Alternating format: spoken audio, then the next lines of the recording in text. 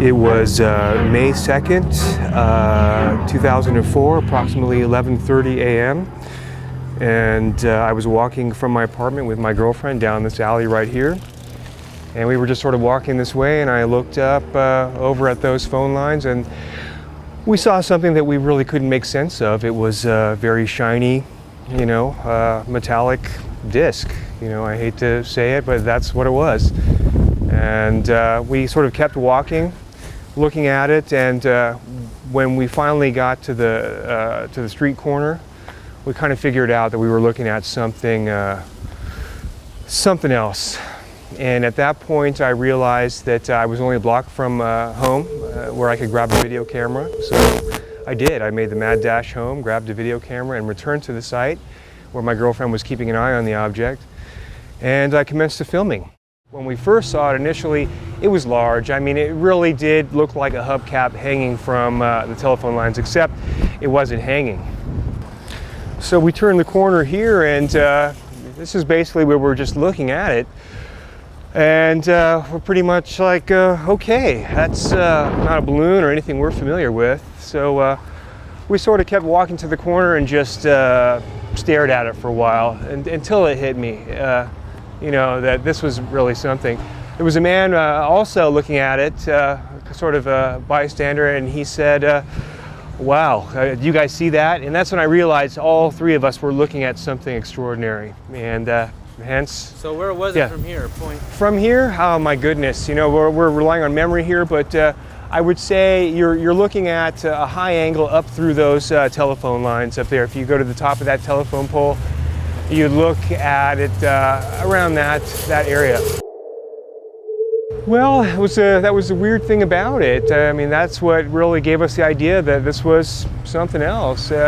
What does that? It had a flicker to it, sort of a fluctuation. I don't know how to describe it, but from what we could see with the naked eye was just a metallic sheen. My girlfriend described it as almost a dark brown copper color, or I think a cockroach color, like the way you see a cockroach have a certain, I don't know, what is the word, a certain color to it when the sun hits it. And that's what we saw. But as it moved, you could see a sort of shimmer to it. I don't know how to describe it, but. Well, you know what? I actually took the time to download the video onto my own computer and look at it frame by frame. And yeah, it's even my girlfriend, who doesn't really believe in this sort of stuff, well, now she does, but she said she was the first one to point out, wow, it's spinning. I didn't want to believe it, but you look at it and it's spinning.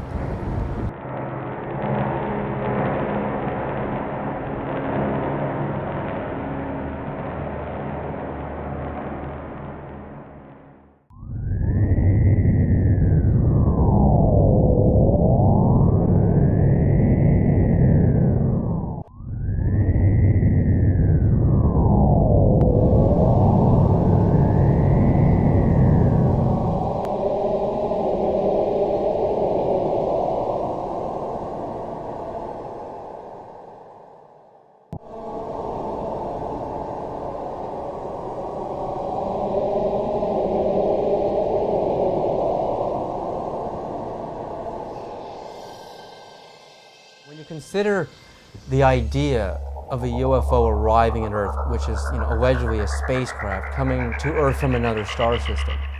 These craft would have to be able to go at least at the speed of light, which is 186,282 miles per second, which comes to 670 million miles per hour. Our fastest jets can do 2,000 to 3,000 miles an hour on Earth today. The Space Shuttle does 18,000 miles an hour as it orbits around the Earth, and the Apollo missions to the Moon were in the several thousand miles per hour range. So we're nowhere near those kind of velocities on our current propulsion systems that we use for jets and for spacecraft. So when you consider the magnitude of these propulsion systems and energy systems, this whole presence, the whole UFO presence, beckons us with, for one, an energy source and an energy system that is far superior to anything we have on Earth, velocities that are far superior to everything we have on Earth, air superiority that is literally the most intimidating thing to our military. I mean, the very presence of UFOs, I think, is so terrifying to our military, because we suddenly realize that something out there, an intelligence out there, is so far beyond us. If they wanted to, they could literally take over the whole planet in a military sense. I mean, they could put us in a position where we would be subservient to them. So I think that's one of the reasons why there is such secrecy around the UFO phenomena, is our governments of the world do not want to admit that they're in a position where we could lose all power on this planet. Now, when we consider the amount of energy it would take in the form of propulsion to arrive at Earth, doing the speed of light on, our current approach to propulsion, obviously they would be far more superior to us, but how are they doing it? I mean, how are UFOs able to conquer these huge distances? How are they able to go at least the speed of light or beyond? Well, in a sense, there is a race to understand these propulsion systems, because the next person, the next country, the next military power that truly understands anti-gravity propulsion systems, that really masters it, will have air superiority on this planet. And that means that there is a race to understand this. If we lose that race, if the United States loses that race, then we stand to lose the superior military position on this planet. We could be taken over in a day if China or Russia were able to do even a quarter of the speed of light or a tenth the speed of light. The tenth the speed of light is 67 million miles per hour.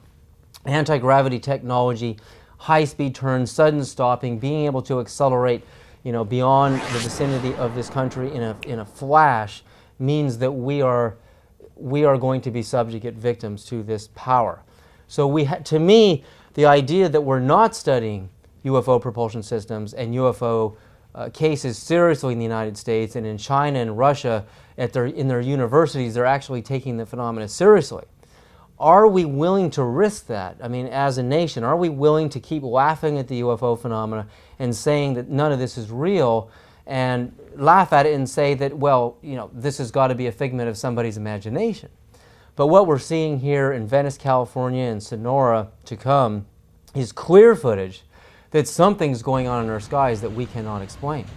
And I really believe a very prompt and very serious investigation is warranted here in this case, and we've got to look much deeper into the phenomenon.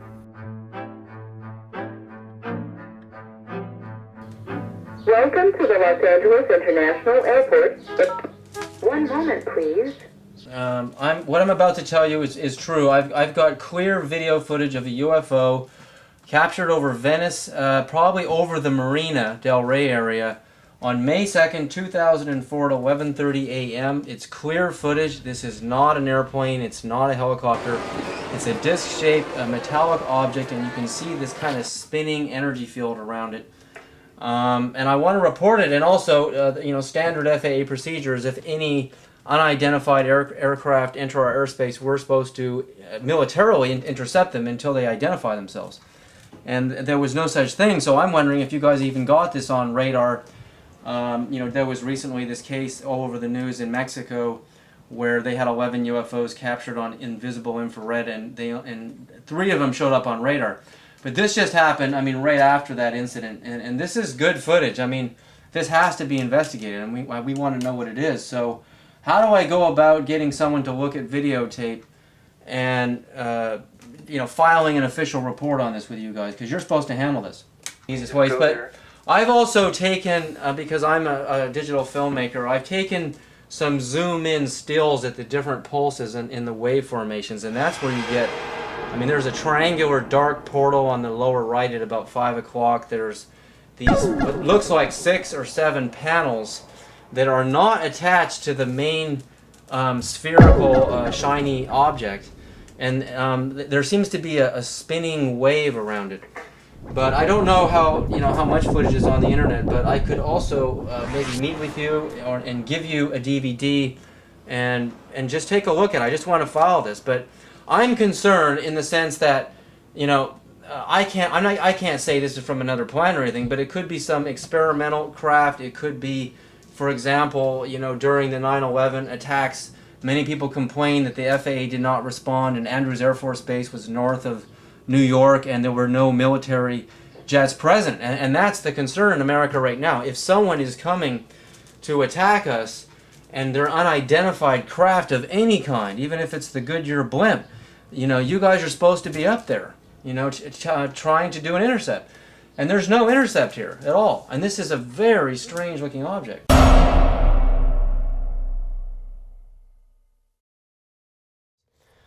What we did next in this investigation with we decided to, you know, show the Venice UFO footage to the FAA. We phoned the FAA up, and you know, we asked them, you know, first of all, would you check on radar and see on this time and date, you know, did in this location, did you detect anything on radar that you could not explain? And if so, you know, what did you find out? The answer we got was they searched the date and time and place and they found nothing. Nothing showed up on radar. So either that means that there's nothing there, which is what they would tell us, that everything is an illusion, or possibly we're just seeing some sort of optical illusion. And the classic answer we got in the end was that what you're seeing is probably a bunch of balloons. So what we did, what Patrick did, is he got a metallic, you know, disc-shaped balloon and released the balloon and let it go to see if there was any visual resemblance to what we actually filmed, what Patrick filmed in Venice that day, and an actual balloon. And when you look at this footage of the balloon, when you actually look at it, it's quite ridiculous because you can see the way the balloon moves. It drifts very slowly and it kind of fumbles about. It can't really hold itself in a locked position. When you look at the Venice UFO, you can see clearly it's solid, it's not drifting about, and there's these waves of energy spinning around it, very fast spinning waves. When you consider the low mass and weight of a balloon trying to spin against air mass that fast like a propeller, you can immediately see how impossible it is.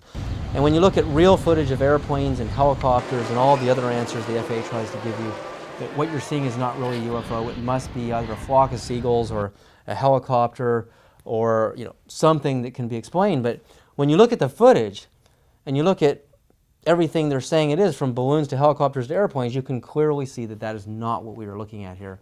So I believe the FAA, you know, they did their job, they looked at it, but they didn't take it serious enough. So we sent them the tape, we sent them the footage, and the final answer was that we got no serious answer. There was no serious investigation done into the Venice UFO case.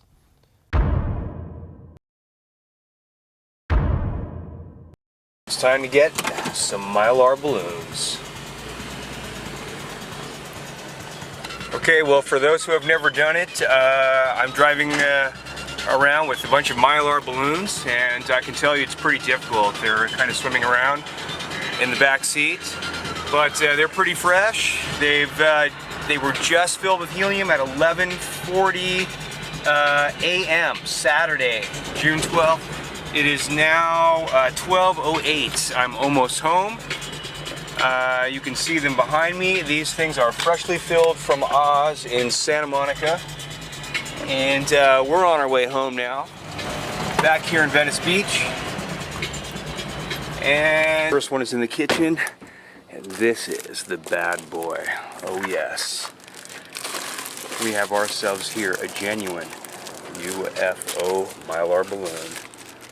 Let's see how it works. Okay, we are now back in my apartment with our two Mylar balloons. This is balloon one. You can see it's pretty fresh. It kind of flies around. It's flying around the house, and it's not really going anywhere. Okay, there we go. We'll be able to get this thing to go up. All right, what a beauty. This is the one. Okay. Here we go. And there's Gula. Hi, Gula. Alright, it's recorded. This is my wonderful neighbor Rick. He's helping me out to get this thing going. Now, conditions are a little different today. It's pretty windy today. It wasn't like that day. I don't know if you remember May 2nd, but it wasn't. You can even see the flag.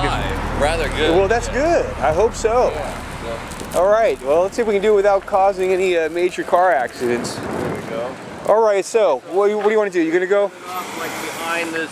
Yeah, how about you see where that black truck is over there?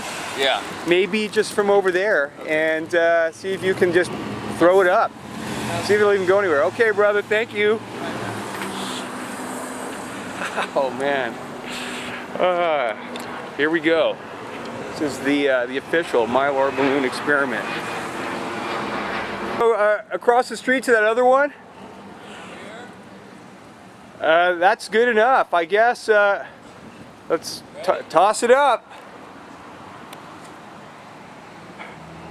And there we go, folks. Thank you.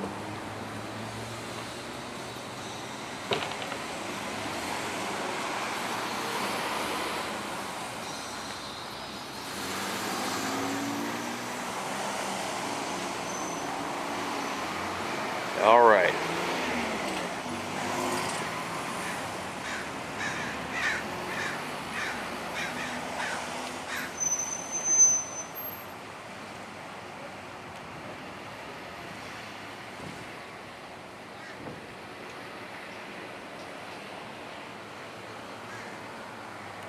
Another UFO.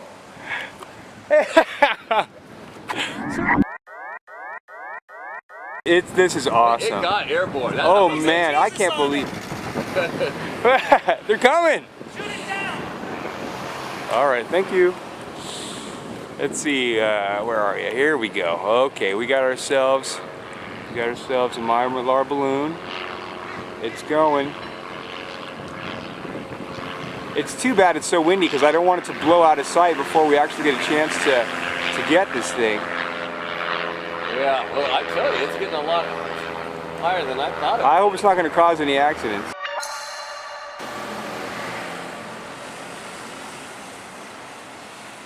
All right, amigo, let it rip.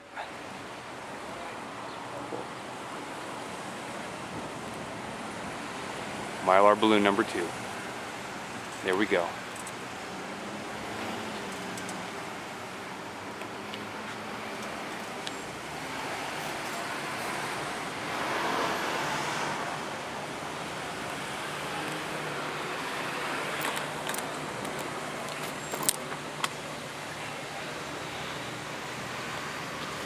Oh yeah, that looks like it. That's almost what we saw. Okay. Mylar.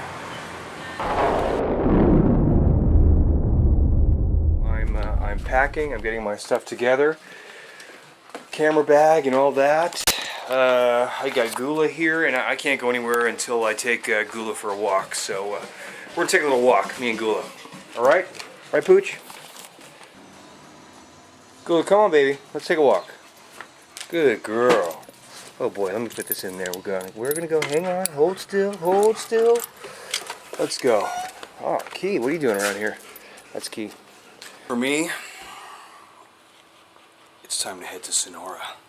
Let's do this. I'm sorry you can't go with us. I apologize. Are you gonna be all right? Okay. Good girl. We'll see you soon, okay? I'll bring you back something from Sonora.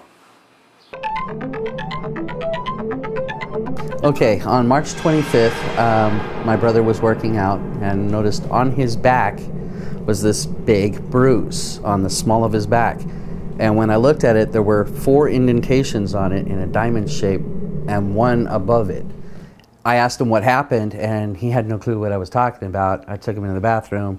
He couldn't see it. I went and got him onto my webcam, took a picture of it so he could see his back, and the first thing out of his mouth was, whoa. And that started it, but I didn't really make the connection that 2 days before that, he was waking up 2 mornings in a row with bloody noses. And it just every morning, bloody nose. Didn't really think much about it. Before that, I think it was a day or 2 before the bloody noses, my brother had come into my bedroom, woke me up, and said, "Mark, I'm not feeling good." And when I looked at him, it scared me. He was white as a sheet, and his lips were totally blue. I got him back into bed, covered him up, took his temperature, it was 96. A few minutes later, I took it again, it was 97. And that was just a little freaky, and it's never happened again. The same day, on March 25th, that he had the marks on his back, and I don't know what they are. When I saw these marks, that same day I was taking pictures outside, and captured what looks like a UFO next to a cloud. It piqued my interest. I started taking more pictures, got more weird objects, and it just seemed to roll downhill from there. Everything just started moving. I got so many pictures that on May 13th, I went ahead and bought a camcorder. The next day, May 14th, I was sitting outside trying to focus, practice with this new camera, had a jet in my sights, looking at it, seeing the contrail, and this object just drops out of the sky, does this weird maneuvering right underneath the jet, and it looked like it sometimes stopped on a dime, kept going, then shot back up and just disappeared. And 3 days after that, May 17th, I was sitting outside on my back porch. I was reading, I looked up, and there are two silver discs just hovering right above my head. And these things, one was a little bit below the other one. And they sat there for almost 10 minutes. I got them on videotape for about 7 minutes. They were very hard to focus on. I tried, and every time I tried to get close, it just got blurry. A weird blur. And after that, it just kept going. On May 31st, at night this time, sitting outside, noticed a light just bloom right over the mountain to my left.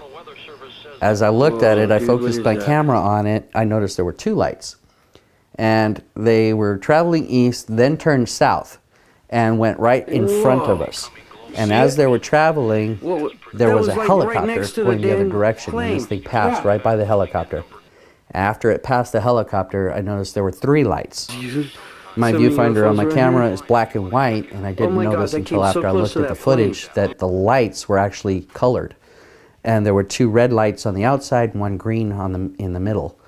And focused on this one for at least 7 minutes as well. And it went all the way across the sky. And then June 5th, went outside, was sitting, it was daytime again, sat down, have a cigarette, started to smoke my cigarette, looked up, and directly in front of me at an angle like this was this cylinder thing hanging in the air top to bottom. And this thing, I looked at it and I thought, oh, there's a plane. I watched it for a few seconds and I noticed it's not moving. So I grabbed my camera, focused in on it. On the viewfinder, I focused in as much as I could, and I noticed there's no wings. This thing was just a cylinder. And I watched that for 4 minutes on videotape, recording it, and it just, all of a sudden, when I tried to stand up and get a better focus on it, it was gone. On me and now I can't find it. After that, I believe it was, yes, June 10th, I got a bright light. There were three of us sitting outside, having cigarettes, of course. And this thing just bloomed out of nowhere, traveled a little bit across to our right, which was heading southward. We were facing east, and this thing bloomed. It looked like it got at least 3 or 4 times as big as it was first noticed, and then dimmed again and kept traveling across the sky, and I got it on videotape until it disappeared. So far, that's all I've seen so far. Okay. The first thing I noticed on my brother's back. This is a picture of my brother's back. If I focus in a little bit, you see the bruising around the back right here, which is what I noticed. Here's a close-up of it. As you see the indentations, there's one here, one there, one there, one there. These actually look like bulbs here. Bulbous, but they're actually indented. And this top one here. Now this top one became pretty much semi-permanent on his back. There's a picture of the bruise. This is with a webcam, so the resolution's not so good. But here it is again, and there's another mark there.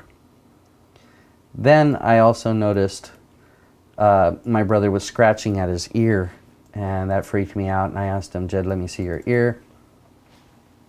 Here's his ear, and there was this raw red mark on his ear, which happens to look a lot like one I have on the back of my ear. We also have had scoop marks in our family, at least these scars that we can't explain. This one is on my leg, inner left thigh. It has a triangular shape. Here's a close-up of it. The triangle here with what looks like melted edges. I have this scar I've had since I was about 6 or 7. I can tell you every single scar I have, and I've never known where I got this one. And it's also been weird that I've never really wanted to know until I saw it on a website that other people had these kind of marks, and it freaked me out. I told my mother about it. My mother also has the same mark, and I can go to the website and show you that picture if you want. Yeah. Okay. These marks have appeared on my mother when she was about 6 or 7. She does have a memory of what happened, sort of. She says she remembers something like a doctor's office. They were holding her down. They were telling her they were going to give her a shot. And she definitely didn't want this shot. What she remembers is screaming as they were holding her down, and my grandmother standing in the doorway. Now, my grandmother was just standing there, face impassive, just staring, not moving. And which is very strange for my grandmother, because she'd get hysterical if any of us even got a scrape. She would just go berserk. So having her just stand there doing nothing while my mom is screaming is a little weird. When my mom asked her about it years later, my grandmother didn't remember anything about it. Now, these marks have appeared for a very long time on my family. This is my mom's leg. Here's a close-up. It's a triangle.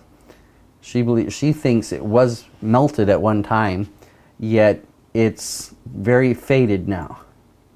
Of course, this was over 50 years ago or so that she had her mark.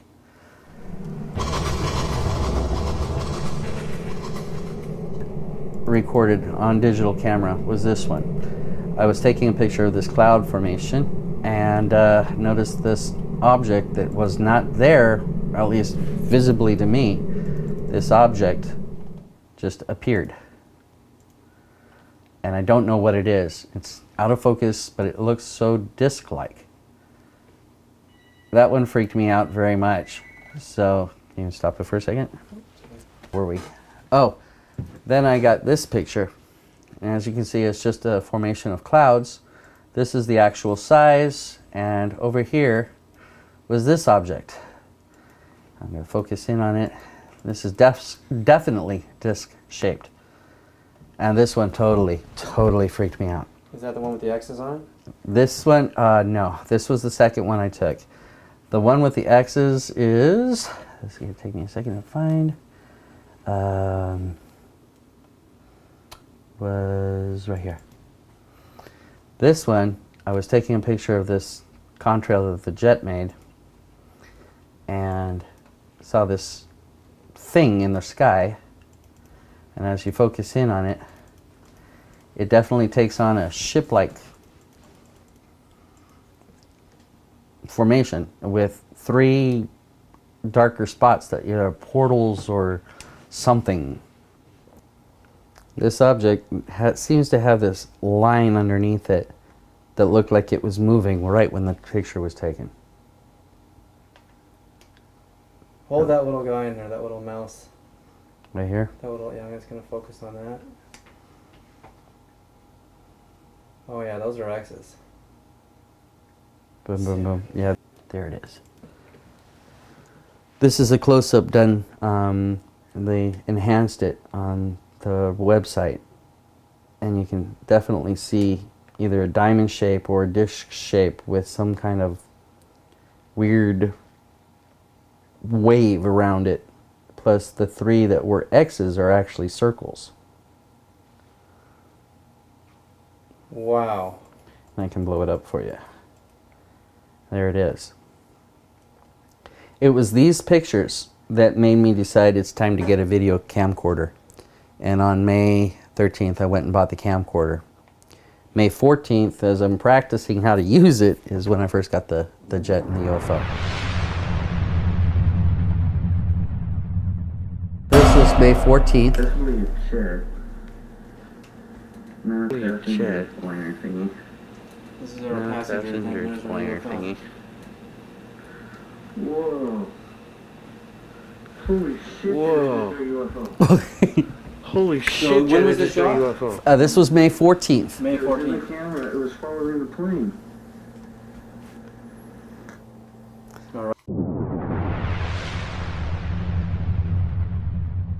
This is May 17th. This object was directly above my head. Look at that thing. What are you? What are you? That's what it said. That says it all. Look at this thing. That's, no matter how much I focused on it, I couldn't. Yeah, I mean, to me, it's interesting. I believe, as in the case of the Venice UFOs, because they're waveforms. You got mass and wave strobing. The waves are strobing so fast that the autofocus of a camera can't lock in on anything because the waves keep throwing it off. We tried doing tests with the Mylar balloons and airplanes and helicopters, and these cameras focus very well on them. But for some reason, the UFOs, I believe it's possible, because they're such pure waveform energy, there is nothing solid to look at. I mean, we're looking for a ship with a door and a latch. And these things are in a very, I believe, a very strong waveform state, and it just doesn't allow for that kind of visual, definition. That was the first disc. There were two of them hovering above me. The first one disappeared, so I focused in on the second one. And now I'm just looking for the second one. And in a second, you'll see it come on the screen.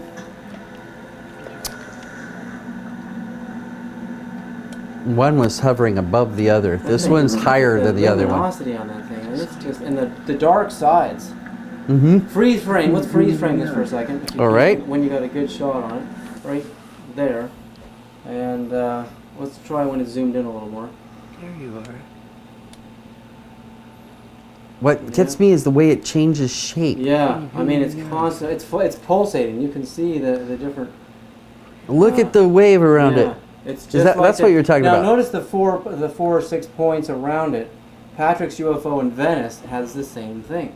Whoa. Remember in the documentary, you see the panels, what I call the panels around it, and those are what's spinning. Those are your spinning panels. And you can actually see it frame by frame moving around the thing. Yeah, but let's go to the one where you zoom way in big. It's huge. Let's go.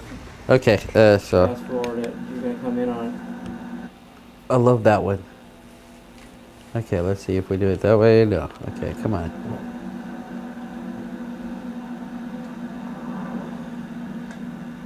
Zoom in again. There. There we go, right there. Yeah, look at that. I mean, that's... And we were looking at this earlier. And this is similar, in a sense, to the long cylinder one, which we're about to see. It has the black sides, the very bright light in the middle. The light starts to fade. And if we look at wavelengths here, I mean, really, the brightest light is in the center, and the light gets fainter. And then we have this black kind of... in fact, when we look really closely at this, we can see these wave formations in the black mass, which I think, again, resembles their propulsion systems. You know, pure waveform energy. Craft. What gets me is that... But notice this one, and then the cylinder one is the same thing, but longer. It's got the dark edges. And I can't get it focused. It kept going in and out. You can't focus in on this thing, no. Whoa, there were colors around it. Did you see those colors? Yeah, there's like an aura. Look at that thing. God. Red, green, yellow. I just saw red, green, and yellow. Yeah, there's red right there. Let's do that again. Wow. Look at that thing coming down from it. Yeah, it's like a pulsing. It's almost like a... you'd almost think of it as a jet or some sort of a wave being strobed out of the bottom of it. Yeah, and I noticed that the colors started before that thing. Yeah, look at that. I wish I could get the... now just go frame at a time here. Look at this. Look at the colors surrounding it. Yeah, look at the shape changes in here. That is amazing. I mean, it's not in a solid mass state. I mean, this thing is a waveform craft, and that's why you will not be able to focus on these things. There's the colors again. Yeah. They seem to rotate around it. Yeah, it's wave energy. It's just... Oh, there was the green again. There's red. Wow. Whoa, did you see that? The color stayed here when it moved that way. Ooh, that was a trip. I think when I get these on a high definition system, I can look at them really close. It's going to be amazing. Okay, let's see what happened to it. There it is. The amazing thing was watching this thing change shape. Flat disc, round circle, pulse-like thing. Yeah, there is that long stretch of light shining Yeah, on it. what is that? Yeah. And what is it reflecting against? Now, when you hold that thought, that we saw this long strip of light hanging out of here, in the Mexican UFOs that were caught on the forward-looking infrared, you see the same thing. You'll see these two bright lights, the main UFO, and you'll see this reflected light coming out of the bottom of it. Really? But you have to wonder what is, because this is daylight. I mean, what is it reflecting against? Yeah, there it is. I can see it. Dang You it. can see it, and it's only when it's fast, but it's there. Yeah. Yeah, there it is. There it is. You can see it strobing underneath it. Whoa. That was, I can't wait to see. This is an incredible one. Thank you. This thing is incredible. I couldn't, the neat thing is in the background you'll hear the wind chimes. Mm-hmm. Hear them? There are two lights in the sky. Only one is getting focused. It's windy, just enough, and these things were hovering over me for 7 Right. minutes, Right. did not move. So obviously, I mean, when we looked at the Mylar balloon test, I mean, the balloon drifts and floats, and nothing in a balloon can be moving that fast because it's air mass on, you know, it's mass against air mass, and it can't. And you can focus on a Mylar balloon and the fact that it doesn't change shape. Yeah, exactly. Yeah, the Mylar balloon does not change shape. So I mean, we're not looking at a balloon. It's obviously not a helicopter. It's not an airplane. So that leaves us with a UFO. I mean, an unidentified flying object. Now you can see that light coming out of the bottom. And it's moving this like. Yeah. Whoa! I'd like to be able to. Actually, Brent, when it comes in and close again, we'll do a freeze frame. Okay. Yeah, there it is. I can see it. I mean, it's like a beam of light coming out of the There bottom. you are. There you are. I still see it.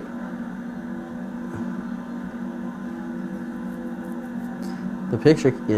Can you stabilize the picture? Well, it's Digitally? not stabilizing it, but what you do is you can get really high resolution digital stills and move in on it and really take a good look at it. Well, I'm going to do this one. Oh, they're disappearing? Yeah, because from one frame to the next, it's Okay. just. Gone. Yeah. Okay, let's do that. Here we are, right here. I can't find the other one. And where did it This disappear? seems to be right before it disappears together altogether. Oh. It seems to phase in and out, Yeah, like it was almost gone there for a second. and then it'll come come back, back. and then Other one. it's gone. And then let's see. I know it's up in here somewhere. Yeah. Here, I went back a little Oh. too far, I think. No, that's all right. We'll find it. But here's where I really notice how it changes shape. Yeah. And oh, it was almost gone there for a second. Whoa. Mm-hmm.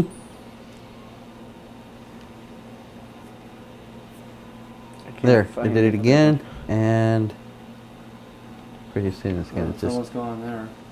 there. it goes. It just disappeared. Gone. Now, let it keep going? It's gone. It's No, gone. It didn't accelerate away. Now, hold that point because the UFO I saw in Berkeley in 1960, 68, 67, we watched a metallic disc for 20 minutes, much closer than that. It was you know, it was that big in the sky, you know, way up 3,500 feet, and it just gone. Just like that. Just like we just saw. And you'll see this in the NASA UFO tapes. You'll see UFOs just suddenly materializing in front of the camera. So that's their interdimensional shift. This is the point, I believe, where they take their mass, their steel, and once they vibrate into a spectrum of energy that we can't see, such as infrared or up in the ultraviolet or X-rays or higher, we only see from the color red to the color violet, so they disappear. Mm-hmm. So that's further proof to me that mass is converting into a pure electromagnetic energy. You know what really scares me about these things, though, is after seeing one, I would get sick. Really? My head would hurt, my stomach would hurt, or felt like I wanted to, you know. Throw up. Yeah, but it would only last a few minutes. Well, that's what happened in the Cash Lanham incident in Texas.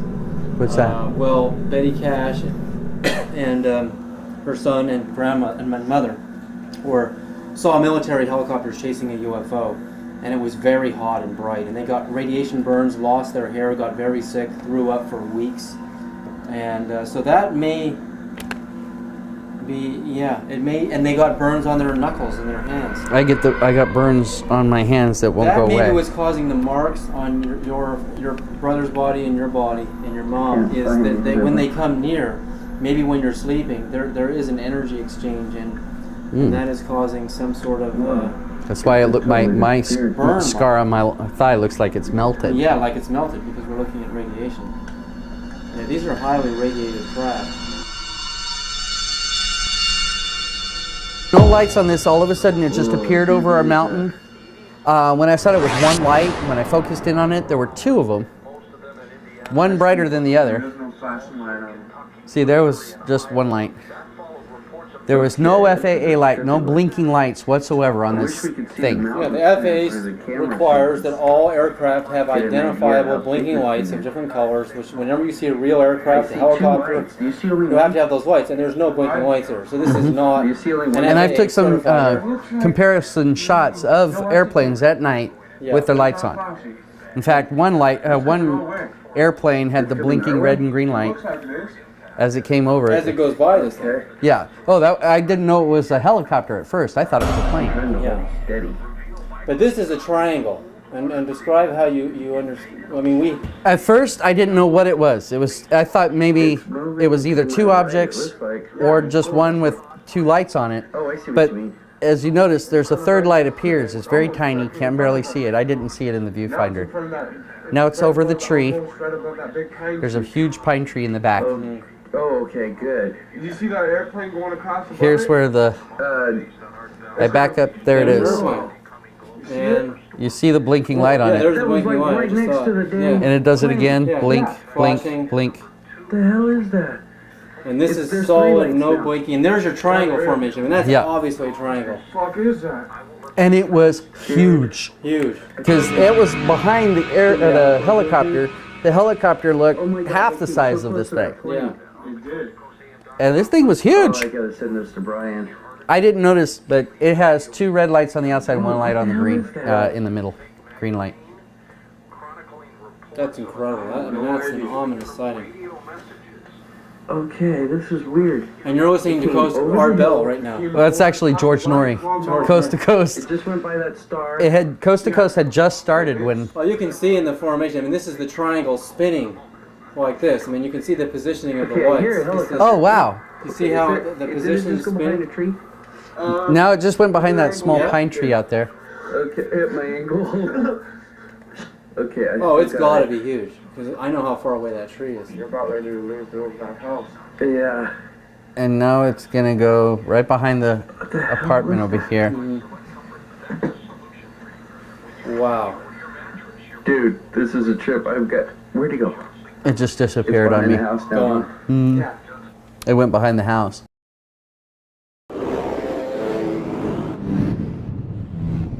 Dude, Marcos, look at it. Marcos. I've got it. And what day is this? Look at how bright that is. Oh my God. I've got it. That was June 5th. June 5th, which is a week ago. Yeah. This was 10 days ago. 10:37 p.m. 10 days ago, June 5th. And I followed this thing until I couldn't see it anymore. But there's no way that was a satellite. I have comparison footage. The satellite looks as dim as some of these stars that go by this thing. No, that's no satellite. I've seen satellites on my way. They're very faint. You can barely pick them out. And they're far away. Our satellites are, the shuttle flies at 300 miles above the Earth, so that's 300 miles away. And then you got to imagine how small a satellite is. Some about as big as this room, and they're even further. They're thousands of miles. We've got satellites 25,000 miles away from the Earth. Because if they're too close, their orbits decay and they fall into lower gravity. And it takes a lot of fuel to keep them out in orbit. So if they're way out there, and also satellites travel prograde, meaning with the curvature of gravity. They don't fight it. If they fight it, it costs them extra energy. And this thing had just appeared out of nowhere, right in front of us, and traveled south. So it wasn't going east, it wasn't going west, it was going south. Right. It wasn't going prograde. Because I'm facing directly east and filmed us as it went across to the south. So this is what you call the cylinder, and describe it. When I first saw this thing, I looked up and I thought it was an airplane. It just looked like an airplane. It was so up there, a little thing. And I looked at it and I realized after a few seconds that this thing was not moving. So I focused in on it with my viewfinder and I wasn't recording it. I just focused in on it to make sure it wasn't an airplane and noticed it had no wings. Yeah. I have footage of airplanes where you can clearly see the tail and the wings, as well as the little engines. Focus. Well, they're not little, but... And this thing was just floating there, and I turned on the camera and started recording it. Hovering. And as you can see, that little black line across it. Again, the very bright tube of light in the center, the light fades, and then the very black, sudden blackness on the edges. It's amazing. I mean, really, it's, to me, I philosophize about these guys as, imagine this long tube that is a waveform portal, and if this portal, interdimensional portal, which I believe is intelligent, comes towards you, as a consciousness, a human being, it can basically suck you through the portal and take you to another dimension. That might explain people the stories about them flying. Mm-hmm. And abduction and being taken to another place. That is very strange. And how did it happen? They weren't picked up. They don't remember being picked up and taken. Okay. But anyway, it's just a theory, but this doesn't look like a solid craft. I mean, it looks... It's 4:37. I mean, it looks like something we've never seen. I mean, this, you can't explain something like this. I don't know what the heck this is. So let's let it run there. You want to run... Yeah, slow-mo. Look at that. What gets me is the black part just starts at the top and goes down on each side. Near some trees or something. You can actually see it moving. Yeah, exactly. And that line in the middle. Black points keep meeting in the center. I can see it right there on the edges. They keep meeting, and yeah, that's waveform energy. That's more evidence of... And the line in the middle seems to go in and out in the middle of the cylinder thing. Okay. I don't know. It doesn't work. It's very strange looking. What the heck are you? Beyond anything I can imagine. I've never seen anything like this. I mean, personally, never. Neither have I. I mean, if we turn this on its side, we might think it was Seems a disc. to be going very... But this is straight up and down. It's straight up and down. And I noticed... The UFO also was disc shaped, but it appeared on its side like that. I also noticed that as I was watching it, it was very, very slowly moving eastward, away from me. It's moving downward to the camera. The heck? It looked to me like a flying exclamation point. Mm-hmm. And I didn't know how to describe it other than that. A cylinder or an exclamation point with that line 2/3 of the way down. Oh, there you are. Almost looks like that. I don't know what that is. I mean, I call it a UFO because it's unidentified. I'm gonna pause and I'm gonna get up. It's just, it's not. It doesn't look like a spaceship. It doesn't look like. I mean, what do you call it? I can't. Okay, I'm gonna try again. I was thinking, is it a probe? This thing just But it's disappeared on me and now I waveform. can't It doesn't find have it. solid structure to it. It's light. It's a column of light with these very dark edges. And I know it wasn't reflecting the sun. The sun was directly behind me and to my left, yet this thing looked like it was glowing down at me. Mm-hmm. I don't see how the reflection could do that type of an angle. Right. That's a good point. Okay, so let's stop the camera there. This is my back porch, and from here, every single sighting I've had has been right in this area. There's nothing to the west, which is the front of the house. This is all facing eastward. There's Lion's Bulb Mountain right over there, and that's where the triangle appeared right above that, flew eastward, and then turned southward and went over these trees. That big tree right there in the video is what my friend witnessed. He said that it's flying right over the tree there. Right. Just past the tree, right above those other trees, is where it met the helicopter. And then it just kept traveling and went behind this small tree right here. That's where it started blinking out, because it was going behind those funny arms of it. And then went behind the house. Directly up, right here, is where the two silver orbs were. The cylinder was straight out right there. So you don't have to leave your balcony. Not at all. It's almost like they're on display for you. Yeah, To me, it feels like every time I see them, I feel like they're watching me before I notice them. Yeah. And it's like we're watching each other. And I can imagine in my head, they've got a camera looking down at me, and I've got my camera looking up at them. It's really weird. Why do you think they're interested in you? And talk about being a priest. What made you become a priest? I became a priest because there wasn't any answers for the questions I was asking with conventional religion. I've studied Catholicism, Protestantism, I've studied Hinduism, I've studied Buddhism, I've studied Muslim religion, I've studied almost every religion I could get my hands on. Native American came close. So I studied a lot about Native American religions. What are your questions that you have that are not answered? The fact that there are things, say for instance in the Bible, historically, that if a primitive person were looking up and saw an object that was way out of their experience, and they call it a wheel of fire or wheels within wheels, that kind of thing drew me with all the things I've been seeing almost all my life, objects in the sky. The visions of Ezekiel. Yes, that would be one of the particular ones. There's also Enoch. pictures in the cathedrals of, say, the Virgin Mary. Behind her is this thing with fire shooting out of it. And yet, Catholicism or the Christian religions will not say what the heck that was. To me, it's clearly a UFO. They didn't answer those questions, and it is my own personal theory that whatever has been visiting us has been here for eons. And they somehow genetically manipulated our race into what we are. So in reality, they are our creators. So they're probably coming back to check up on us and see how we're doing. True. As if we were their children or as if we were lab rats, I couldn't tell. I have no idea. Sometimes I feel like a lab rat when I see them. Sometimes I feel like, okay, they're checking up. Hi, Mom and Dad, you know, that kind of thing.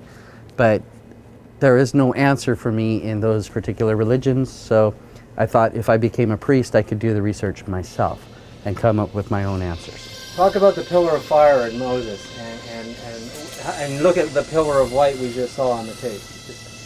If I were a primitive person in a culture that primitive and saw something so technologically advanced that it was so outside of my experience, yeah, I would call it a pillar of light or even a burning bush.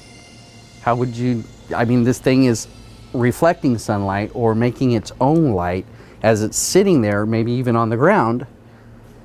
Well, how would you describe it if you were a primitive race? Well, fire is a metaphor for light in the old world because they didn't have light bulbs. We say light today because we have electronic light. Mm-hmm. But they had, fire was their metaphor, you know. Mm-hmm. Or I've even heard primitive cultures, not in the Bible, but other primitive cultures saying the sun came down. Right. The sun landed. These things always intrigued me. The pictographs on the cave drawings of these things that look like they're wearing helmets and they have big eyes. These are thousands of years old. And how can we deny them? They're all over the world.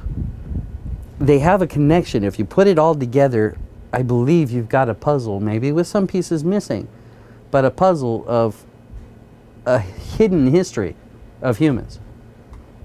Do you know about the Zaytun apparitions in Cairo and Asiut? No. Where the Virgin Mary appeared in the sky and there's little orbs of light around her? I remember you talking about that at Coast to Coast. I'm going to show you the website. Okay. Let's go look at it. Yeah, we can go look at it right now. Okay.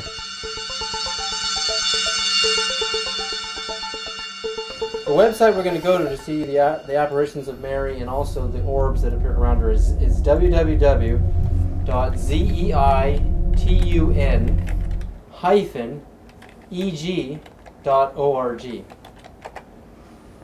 There you go. Now, I think this is the picture I was talking about. that's the picture of the Virgin Mary as she appeared over the church. Glowing Whoa. with light. 1968. Really? Millions of people saw that. Turn that music down. Okay, yeah. Yeah, that's millions of people saw this. 2 million, over 300 apparitions over a 2-year period. The New York Times put this on the back pages. That figures. This is incredible. I mean, the Virgin Mary in a full-blown apparitions, documented healings, and notice the stone walls of the church becoming ionized. What is this? Now, hang on just a second. We are rolling. And see, notice the lights in the sky that appeared. Do you notice the and the cross formation? Yeah. And some people think they look like doves. I mean, look at those two lights above the church, shaped like doves. And this is UFO phenomena, just like you said, just like in the book of Ezekiel and the books of Enoch. Yeah. These things happen, but the church has no explanation. What gets me, I wonder if they know about how our religion has developed and they're actually projecting. If they have such an ability with waveforms and light, they can project this kind of light into an apparition that would conform to our religion, and in a way that's a kind of mind control as well. It could be if it's not real, but the way we know a real apparition is if the Holy Spirit is present, if the presence of God is there. And in this case, there were literally hundreds of documented healings. Really? That took place. So we know the Holy Spirit was present. So that could not just be a mechanical apparition from some sort of a projector, because you could never have the Holy Spirit present like that. But there's also the factor of belief and faith. Because if somebody truly believes this apparition is what they believe it to be, and that they will be healed, I believe they have inside themselves the power to heal themselves through faith. Up a second, camera. In 2001, the Virgin Mary appeared in Assiut. And now this time, we get color photographs. These bright balls of light appear. Her body of light appears. Again, there's healings. And the BBC reports 2 million people flood this small town to go see this. And in America, it made ABC's website, but they wouldn't run the story on television. Wow, that figures. Isn't that amazing? Total control. No, we don't want to know that anything of this magnitude is actually happening. This at one time, it used to be that the news people actually researched and did news. Yeah. Now, it seems that somebody up at the top says this is what you're going to put on, and they just go with it, and they don't even write their own stories anymore. I mean, this is incredible. You'll see in here video footage, photographs. 2 million people flood this town, and people are saying they saw the Virgin Mary with their own eyes. And we didn't know about it.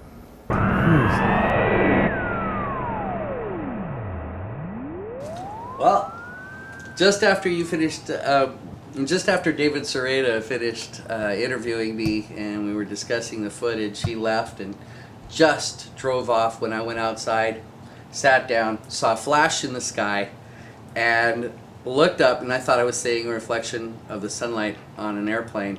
When I looked through it, my viewfinder at it, it turned out to be 3 lights in the sky. I started yelling at him. He did. He was yelling at me.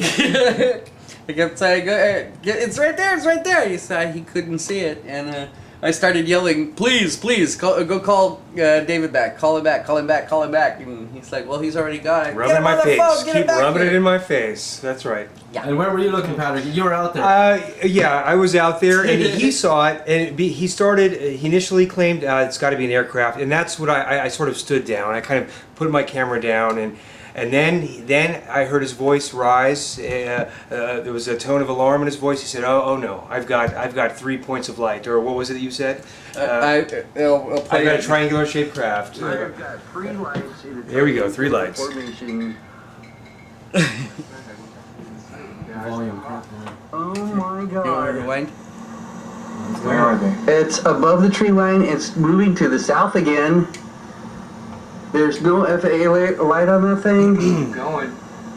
I was so excited. Go get him. Go get him. Go get him. Go get him. They're gone. Call him on the phone. I can't believe I missed it. Yes, this is. Oh my God. Yeah, that's really happening. What the hell is that? Are you sure? Yeah. You sure it's not a plane? There's no FAA light on it. No, that's a It's going behind the tree now. Behind those. Yeah. Which one? The big tree? Those That pine tree right in front Well, of that's what makes it a world-class that shot little right there. pine tree. That's not near It's field behind those debris or anything. branches. It's Right, behind right. the You tree. didn't see Can't be it? swamp gas. It's not swamp gas. That's right. The other thing was that somebody asked me if that was when it went behind the tree, if it was going backwards and then forward, and that was just an optical illusion of the tree in front of it Swaying with moving the the wind. wind. Right, Yeah. right. Yeah, but they were wondering if But it this actually is the went first. backwards. I mean, this is a daylight triangle. I mean, That's how correct. do you guys feel to have been there to capture the world's first Oh daylight my god! Oh my triangle? god! Oh my god! Well, I think Art Bell has god. heard nighttime triangle stories, and we had the Phoenix Lights, which was a giant triangle, but this is a daylight triangle.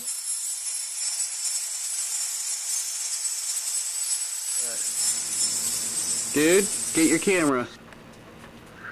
I've got 3 lights in a triangular formation. Oh, my friend, I wish I could even see it. You got eyes like a hawk. Oh my god. Where are they? It's above the tree line. It's moving to the south again. There's no FAA light on that thing. Keep going. Go get him. Go get him. Go get him. Go get him. They're gone. Call him on the phone. Are you sure? Yes, this is, oh my god. What the hell is that? Are you sure? There's no FAA light on it. It's going behind the tree now. Which one? The big tree? That pine tree right in front of me. That little pine tree. Yeah. It's behind those branches. You didn't see it?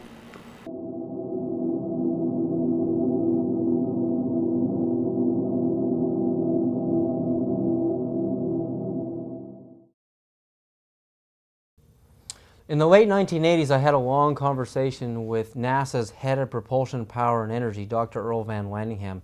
We were in this huge discussion about nuclear fusion, and in the end of the question and debate session about this particular type of nuclear fusion, I asked Dr. Van Landingham, has NASA ever made contact with extraterrestrial intelligence? Have you guys ever seen UFOs?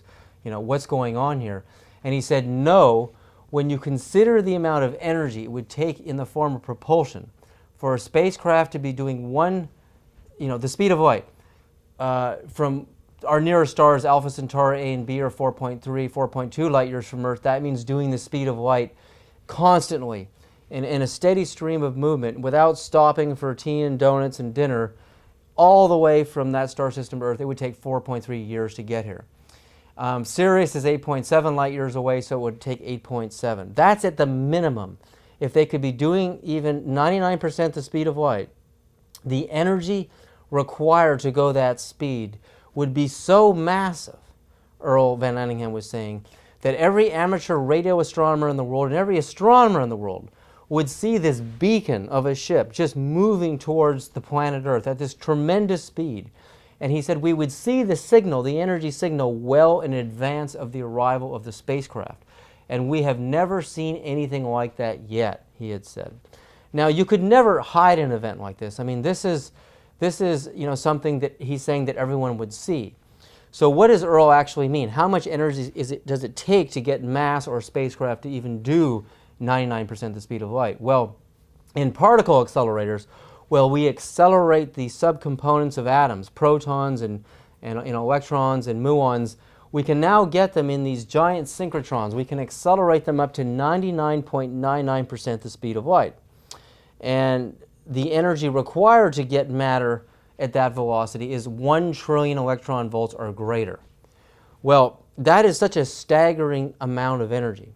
When you consider that when we tested nuclear bombs and we exploded the bombs in Nevada in the first day we tested nuclear weapons, that those bombs released a total energy of 200 million electron volts of energy. That's the energy intensity. 1 trillion is 5,000 times more energy than the bomb. There are no feasible nuclear fuels or materials today that can produce energy levels of that magnitude in a steady stream for propulsion. The best we can do is 200 million with nuclear, the explosion of plutonium, uranium, and plutonium. That's what we get is 200 MeV. Nuclear fusion technologies like helium-3 can produce 18 MeV, 18 million electron volts of energy. And you get, of course, much lower energies with different types of nuclear fuels. So There's no fuel today that can produce energy levels that high. The main reason that mainstream scientists do not take the UFO phenomena seriously is they do not see craft entering our atmosphere on the basis that we're presenting here, that they have these huge amounts of energy, giant thruster engines, and these things are moving at 99.99% the speed of light. We've never seen a signal like that yet. So you got to wonder, is the whole UFO phenomenon an illusion? Is it real? And if it's real, why aren't they following the method of propulsion that we're currently used to? And the answers become very simple. When you actually look at the idea that if you could accelerate a rocket with tremendous thrust power of 1 trillion electron volts in ion propulsion system drives, if we could actually do that, say you could get a spacecraft to do even 1/10 the speed of light, which is 67 million miles an hour. Imagine doing 67 million miles an hour and suddenly an incoming asteroid is coming at you and you have to turn right. The G-forces on a turn at that velocity are going to destroy your spacecraft and absolutely crush and destroy the pilot. And in fact, even at that velocity, it's possible you're going to destroy the pilot before you even get there. If you collided with even small objects the size of a dime or a quarter, it's going to tear your ship to pieces. So to me, there's no way in the world that this is the way these ETs are doing this. I mean, when we see reports of UFOs, we hear stories of UFOs suddenly stopping on a dime, sudden accelerations, high-speed angular turns, all sort of phenomena that if you think of even doing 70 miles an hour down the highway, heading south on the 101 out of Los Angeles, and suddenly you decide to turn right on the exit, very suddenly, the G-forces on the turn are going to throw you through the windshield. The more and more I look at case studies of UFO phenomena, I believe that they're approaching this thing from a completely different angle, a completely different way than we're headed, the way even our greatest philosophers and physicists are projecting that they're doing it.